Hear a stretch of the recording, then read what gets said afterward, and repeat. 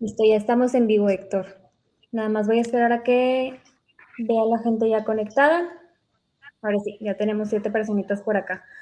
Bueno, Ok, pues voy a disculpar por los minutitos de retraso, pero ya estamos por acá con ustedes. El día de hoy vamos a presentarles el webinar Democratización de datos como un driver para incrementar la rentabilidad. ¿Me apoyas con la siguiente diapositiva, por favor? sí, claro.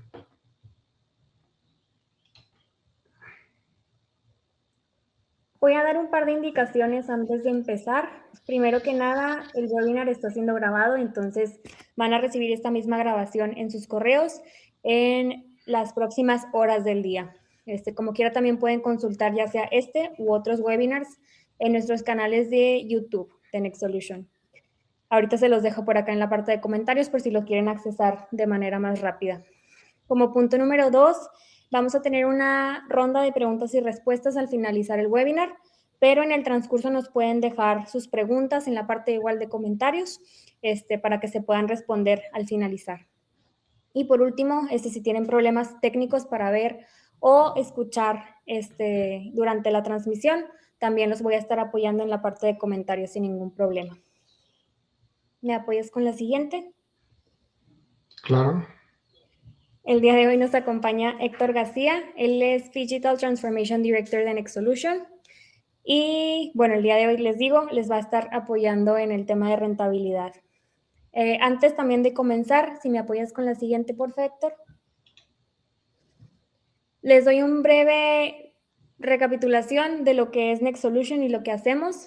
Nosotros somos una empresa que pues potenciamos el negocio a través de los datos y la analítica de los datos. La siguiente, por favor. Ofrecemos distintos tipos de soluciones, ya sea de ingeniería de datos, business intelligence, ciencia de datos, planeación y consolidación e inteligencia artificial. Como parte de nuestros servicios profesionales, tenemos desde la Academia de Datos, Arquitectura de Datos e IA, desarrollo e implementación de proyectos y también estrategia de datos e inteligencia artificial.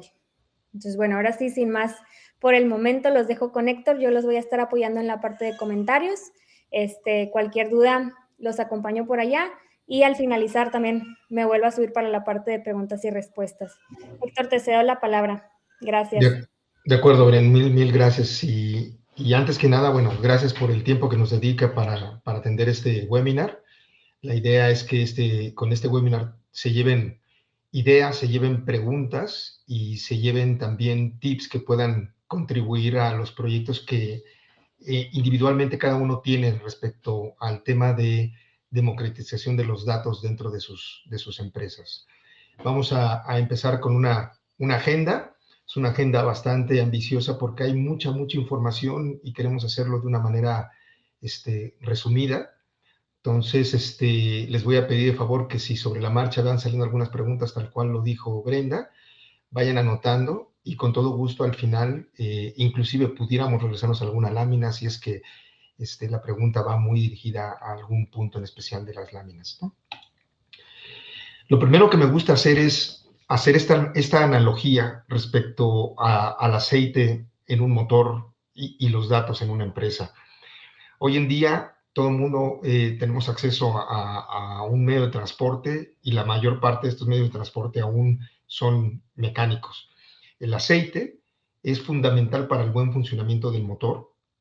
Si no tenemos un aceite que cumpla con las especificaciones, porque cada motor usa diferente tipo de aceite, hay aceites más viscosos, hay aceites más ligeros, hay aceites sintéticos, hay aceites fósiles, etcétera, etcétera. Si no nos encargamos de que el aceite es el adecuado, la transportación de este aceite a las diferentes partes y componentes del motor no va a ser la idónea.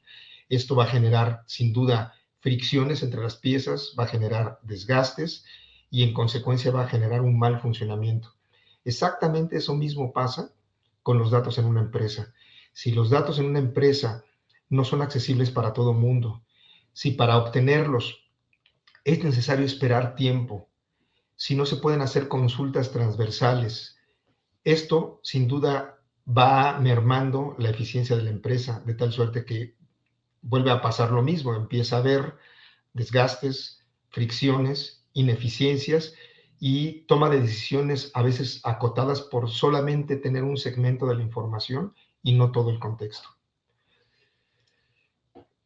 ¿Dónde está la rentabilidad de los datos? Nos encontramos muchas veces con clientes que nos dicen, ok, Héctor, sí, yo entiendo que los datos son importantes, pero ¿yo dónde voy a encontrar rentabilidad si le invierto a los datos? En muchos de otros proyectos es más fácil obtener la rentabilidad.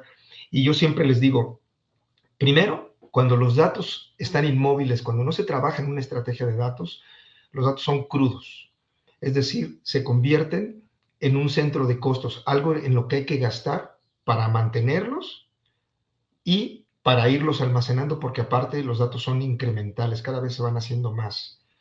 Sin embargo, si vemos esto como una posible oportunidad de rentabilidad y trabajamos en una estrategia adecuada de datos, los datos se convierten en un centro de rentabilidad. Y específicamente me refiero a estos datos inteligentes como datos que han sido limpiados, datos que han sido contextualizados, que son gobernados, que son accesibles y que son fácilmente consumidos por todas las áreas, ¿no? ¿Dónde viene la rentabilidad? Bueno, pues cuando las diferentes áreas de negocio no tienen que esperar por días a un reporte, no tienen que esperar a que alguien más les haga ese reporte. Cuando, por ejemplo, tenemos un esquema de precios y estos precios se pueden actualizar de manera dinámica, estamos ahorrando tiempo. Cuando los datos mismos exhiben cuellos de botella que hay, por ejemplo, a lo largo de cadenas de suministro, donde la información fluye, pero encontramos un punto o un cuello de botella donde algo está pasando, los datos nos ayudan mucho a detectar esas ineficiencias y sobre todo a solucionarlas, ¿no? Ya de cara al cliente, hablando del customer centric, cuando tenemos experiencias o servicios que dan experiencias al cliente y estas experiencias son ajustadas en tiempo real, de manera individual, es cuando los datos empiezan a jugar de nuestro lado y se vuelven un elemento más dentro de nuestro equipo para poder ofrecer mejores servicios. Cabe señalar que la velocidad de acceso a los datos útiles está íntimamente relacionada con la velocidad de la rentabilidad. Entre más fácil sea consultar datos de diferentes áreas y tengamos resultados rápidos, esto va a contribuir a lo largo de todos los procesos a obtener mejor rentabilidad. ¿Por qué? Porque somos más ágiles, tardamos menos en dar una respuesta, damos respuestas atinadas porque estamos usando datos contextualizados, etcétera, etcétera.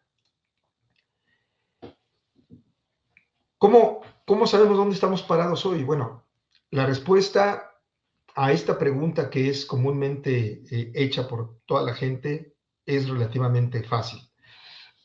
Obviamente hay una metodología detrás de todo esto y se ha hablado ya de estas metodologías en webinars previos, por eso la invitación de Brenda a consultar los webinars anteriores, porque hay específicamente webinars dedicados a todo lo que tiene que ver con gobierno de datos, pero les voy a decir que un diagnóstico de madurez de datos cuenta con tres elementos como resultado, ¿no? Medir a la gente y su alfabetización. Y ojo, no se confundan con si saben leer o escribir. Aquí se habla de una alfabetización digital, ¿no? ¿Qué tan buenos son los empleados de una empresa para leer los datos, para entenderlos, para trabajar con ellos, para analizarlos y sobre todo para argumentar decisiones basados en ellos, ¿no? Dentro de estos, digamos, tres pilares o estas tres dimensiones, algo que también se tiene que entender es qué procesos y gobernanza hay. Hay reglas claras de quién es el responsable del dato, hay reglas claras quién es el custodio de ese dato, cuáles son esos cuellos de botella para que esta información fluya. Y la tercera dimensión, por último, es el ecosistema tecnológico. La información es aislada y está dentro de diferentes plataformas. ¿Qué tan complejo es hacer una consulta transversal a través de las diferentes plataformas?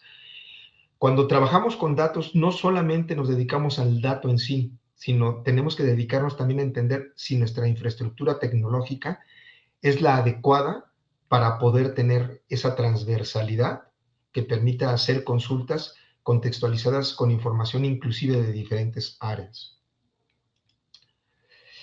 Traigo dos casos documentados. De hecho, la referencia de esta documentación está en la parte de abajo de las láminas.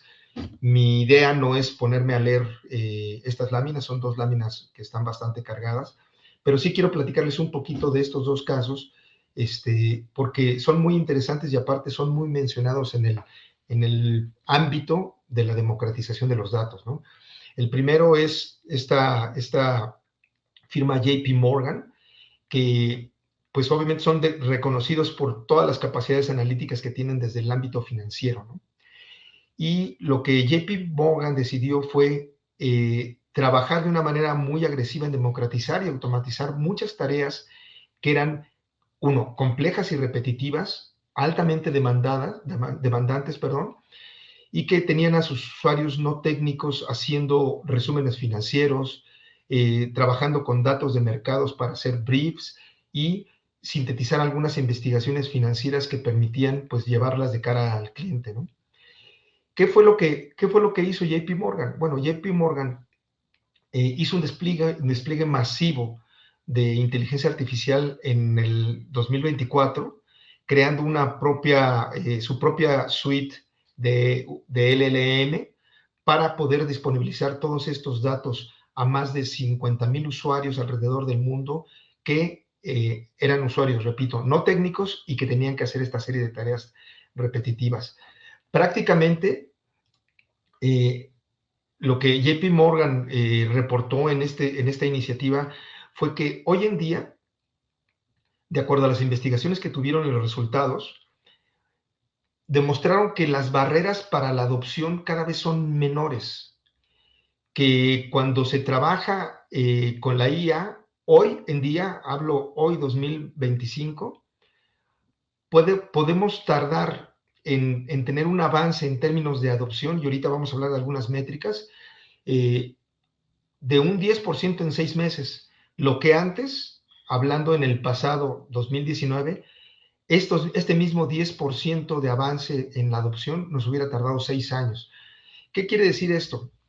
Bueno, quiere decir que estamos hablando de generaciones completamente diferentes, quiere decir que estas nuevas generaciones están mucho más acostumbradas a usar datos, quiere decir que el entendimiento de la relevancia de los datos a manera de awareness, a manera de sensibilización, está más presente en las nuevas generaciones, y esto pues es un aliciente para empezar a trabajar desde ya una iniciativa de democratización de datos dentro de una empresa, ¿no?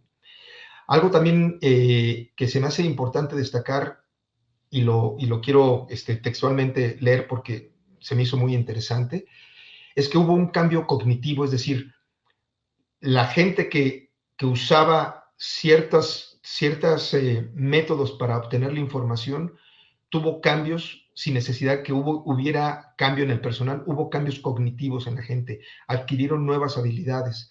Y el cambio cognitivo, específicamente en el caso de JP Morgan, fue que la energía mental que les implicaba trabajar en estas tareas tediosas y en la extracción de información para hacer consultas, para darles formato, pasaron a hacer una síntesis estratégica de alto nivel con un modelado completo en la evaluación de riesgos. Es decir, transformaron la forma de pensar de la gente tratando de no solamente extraer, analizar, clasificar y formatear información, a dedicarse a analizar información para presentar modelos de riesgos financieros, ¿no?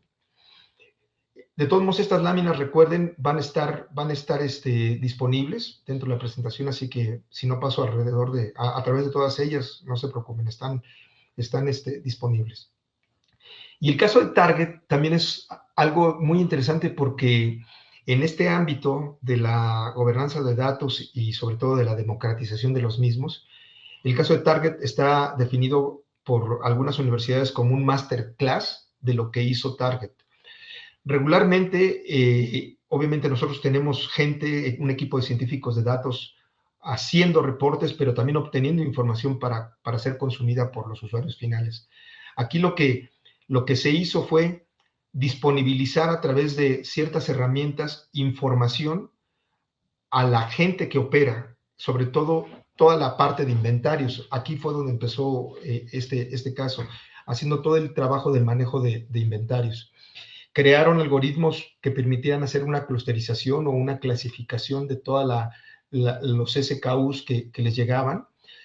Como saben, pues Walmart tiene un catálogo extensísimo de productos que se mueven diariamente a través de sus cadenas de suministro. Estamos hablando aproximadamente de 200,000 artículos que se mueven diariamente a través de sus cadenas.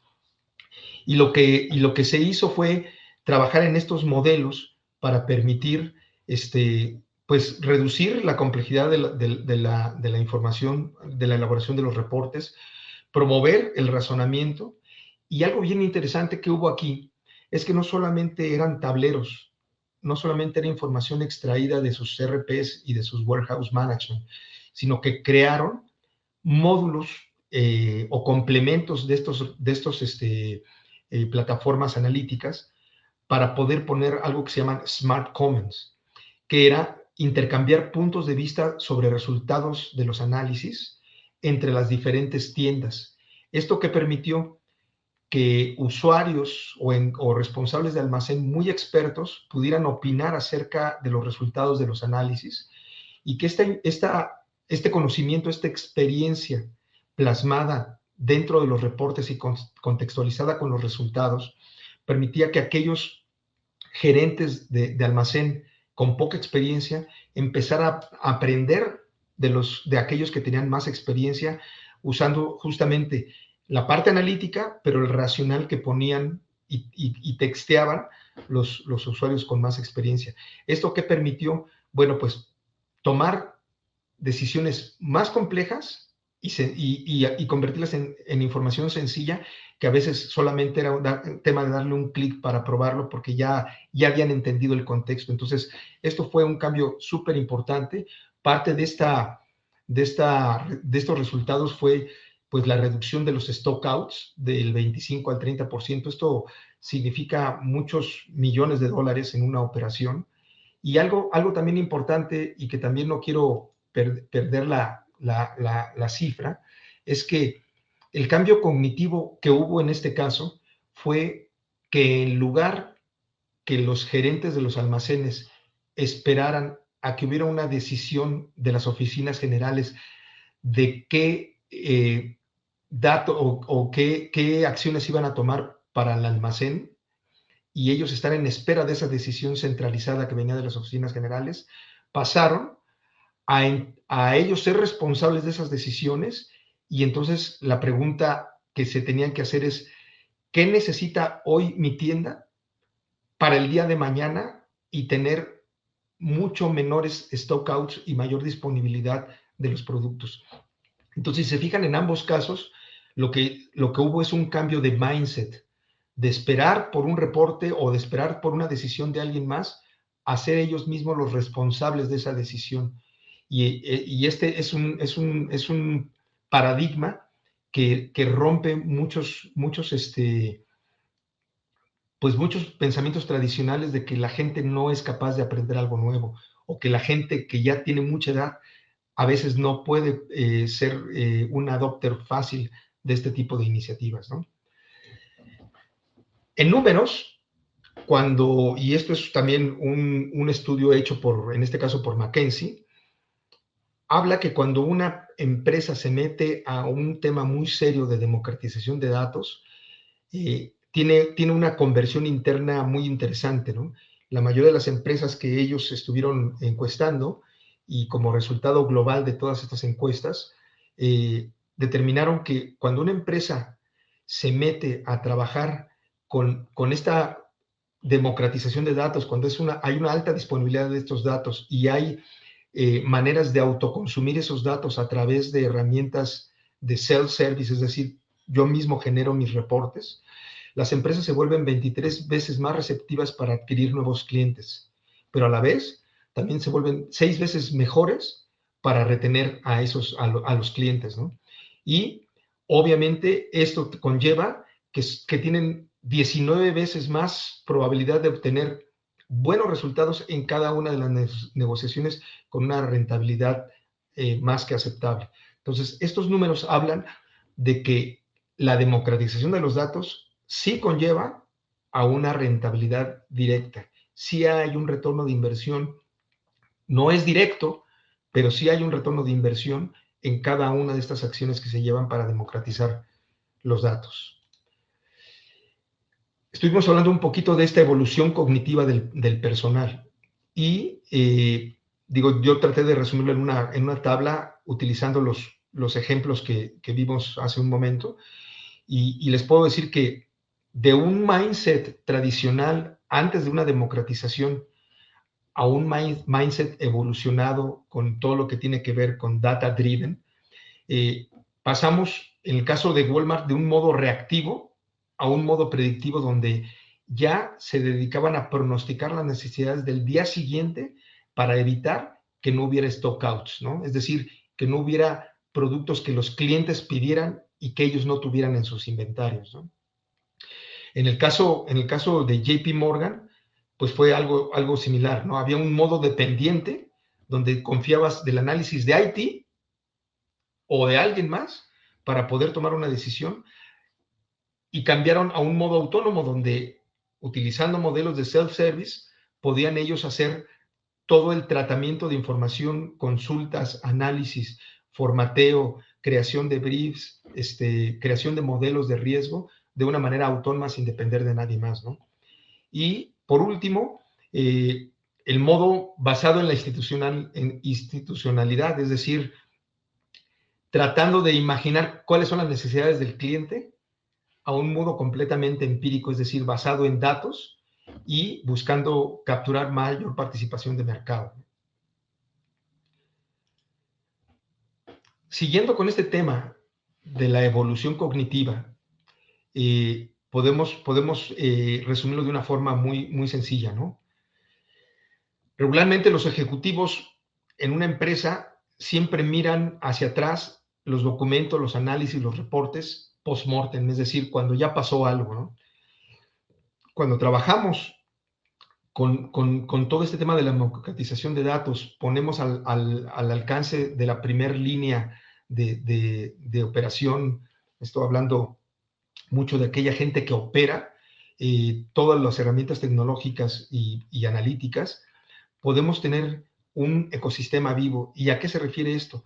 Que buscamos que la empresa tenga un cerebro, un cerebro, déjenme encontrar la palabra, un cerebro, se me fue, que sea colaborativo, esa es la palabra, que sea colaborativo, que haya un ingenio colaborativo, la frase mejor dicha, donde cada quien aporte, porque cada quien tiene información relevante después de hacer los análisis. Y esto permite hacer un contextualizado unificado y que ya no solamente estamos hablando de números en una hoja de cálculo, sino estamos hablando de razonamientos que tienen una explicación completa porque estás tomando datos de diferentes lugares. Entonces, este ingenio colaborativo permite elevar las habilidades de una organización y ser menos reactiva y más propositiva, más ágil a la hora de cumplir con las necesidades de los clientes. ¿Cuál es el costo de no hacerlo? Bueno, lo primero es pues, resignarse a de plano no contar con ventajas competitivas respecto a la competencia, respecto al mercado. Perdemos agilidad porque cada vez hay más datos y al no tener las condiciones para manejarlos, nos volvemos más lentos. Tomamos decisiones con datos parciales, con una visión miope.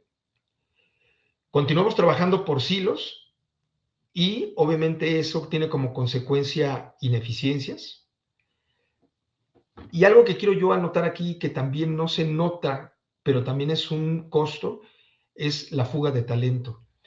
Cuando el área de IT se dedica a hacer reportes, cuando el área de IT pasa más del 80% generando reportes para los usuarios, dejamos de utilizar a los científicos de datos para trabajar en la inteligencia del negocio, para trabajar en ofrecer mejores reportes, mejor información, mejores datos que ayuden a la toma de decisiones, y los tenemos trabajando simple y sencillamente reporteando cosas, haciendo dashboardcitos, presentando tableros, cambiándole a los tableros la imagen, etcétera, etcétera. Y lo que necesitamos hacer es justamente lo contrario, es dedicar a estos científicos de datos a la inteligencia del negocio. Entonces hay mucha gente de esta que termina en un ámbito monótono, en un ámbito repetitivo, y terminan optando por empresas que ofrezcan el crecimiento que ellos necesitan, ¿no? Por otro lado, y como último punto, las fugas de información y la seguridad. ¿Por qué fugas de información? Porque siempre vamos a tener usuarios muy buenos para los números, muy buenos para estar investigando en ChatGPT, en Gemini, etcétera, etcétera, qué hacer con su información. Entonces, como no les estamos dando todo el servicio desde el punto de vista tecnológico, empiezan a buscar ellos alternativas y a sacar información de la empresa para moverla a modelos públicos, para moverla fuera de sus computadoras, etcétera, etcétera. Y esto, obviamente, puede terminar siendo fuga de información estratégica, pero también pues, un tema de seguridad que nadie quiere tener dentro de sus empresas, ¿no? ¿Cómo mitigamos estos gaps? Bueno, la primera parte es pues, establecer sin duda una práctica de gobierno de datos, implementar un esquema de self-service que permita a los usuarios no técnicos crear sus propios reportes, ya que toda la información está disponible y hay un catálogo, que es el tercer punto, ¿no? Que es publicar, mantener y comunicar un catálogo de datos donde yo pueda decir, oye, necesito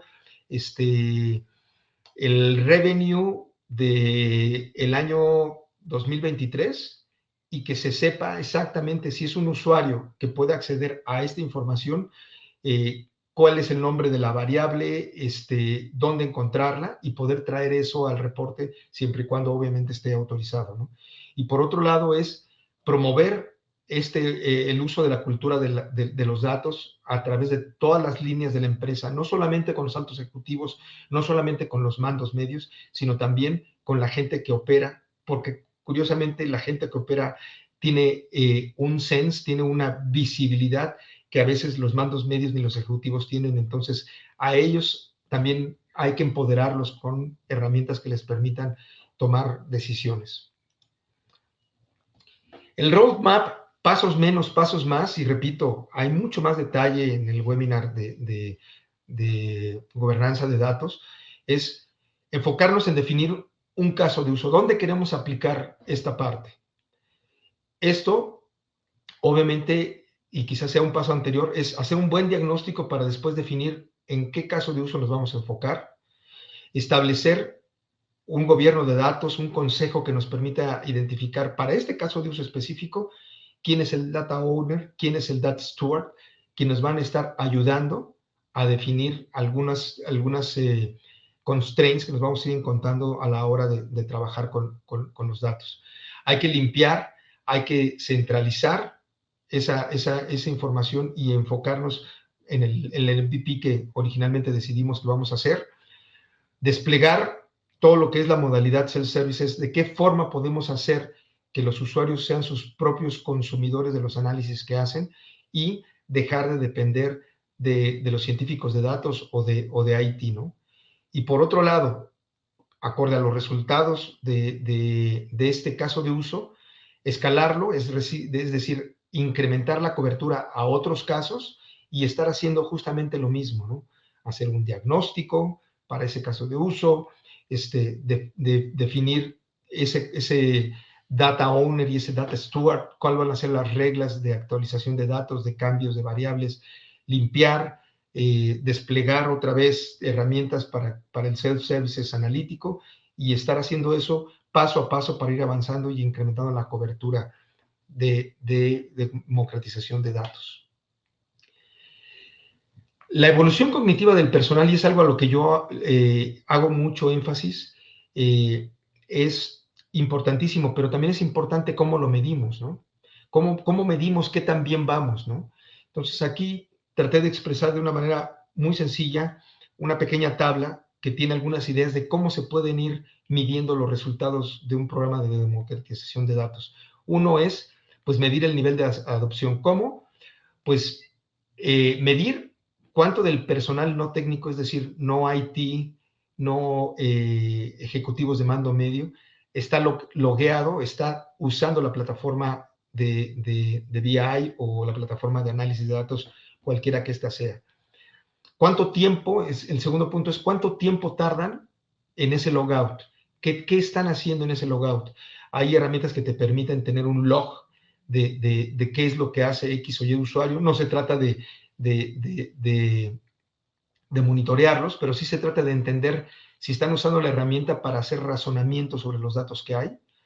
Después, cuántos accesos al catálogo de datos se están dando, es decir, cuánta gente entra al catálogo y revisa de ese catálogo cuántos datos hay, qué datos toman, también es una muy buena métrica. Y yo creo que la métrica más difícil, pero sobre todo más contundente, es de las decisiones que se tomaron a través de una analítica en los mandos medios y bajos, cuál fue económicamente ese resultado, porque sin duda tiene que ver muchísimo con la alta disponibilidad de datos que se trabajó previamente para poder hacer esos análisis. Esto obviamente tiene una relación directa, la disponibilidad de los datos y la rentabilidad. Y estas son algunas ideas de cómo podemos ir sustentando y midiendo qué tan bien vamos en un programa de democratización de datos. Y al final, bueno, pues la conclusión es, entre menos gente de IT esté involucrada en los análisis a posteriori de la implementación de estas plataformas, la democratización de datos es el acto de máxima delegación de autoridad, y por eso lo subrayo, hacia tu personal. Cuando tú les otorgas el poder de hacer el análisis y no concentras el análisis en una área. Esto sin duda es algo que requiere trabajo, que requiere experiencia, que requiere gente capacitada para hacerlo, pero sin duda creo que el trabajo que conlleva todo esto vale bien la pena. Y la cuestión no es si se puede permitir democratizar los datos, ¿no? Sino qué tan relevantes serán estos datos para mañana. Y lo más importante, y que lo quiero dejar muy acotado como un mensaje, es cuál es la estrategia correcta para hacerlo. ¿Qué estrategia es la que cada empresa puede tomar? Dimos dos ejemplos ahí, uno de Target, otro de JP Morgan, apuntando a diferentes formas de hacer las cosas, pero llegando al mismo resultado. Y nosotros somos expertos en hacer que este tipo de iniciativas sucedan. Así que, nada, pues tener a bien escuchar preguntas, escuchar dudas y escuchar de alguna forma todos los ofrecimientos que tenemos, todos los servicios que tenemos dentro de NextSolution para atacar de una manera puntual algunas de las problemáticas que sin duda se tienen.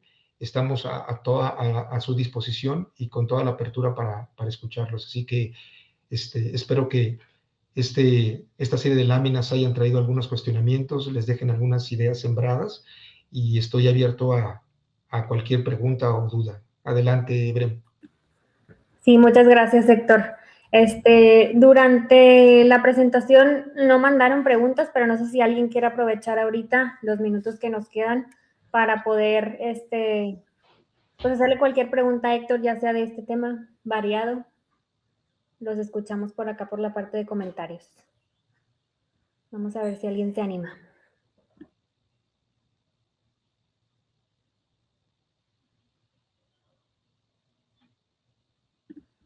Aprovecho, les dejé también por la parte de comentarios, nuestro canal directo para YouTube, como decía Héctor. Creo que el tema que se vio hoy se relaciona directamente con otros webinars que se han dado, entonces seguramente si les interesó pues podrán encontrar material que les beneficie en otros webinars. Entonces los invitamos a que nos chequen por ahí también.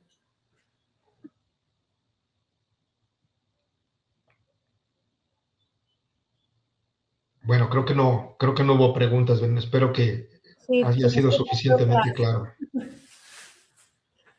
sí, así, a veces hay mucha gente con muchas preguntas y luego hay webinars que pues ahora sí que todo queda claro y no hay más. Sí, traté de dejarlo muy resumido. Es mucha información, es muy extenso, pero traté de dejar statements claros que sin duda pues generan preguntas y generan algunas semillas ahí para llevarse y comentar.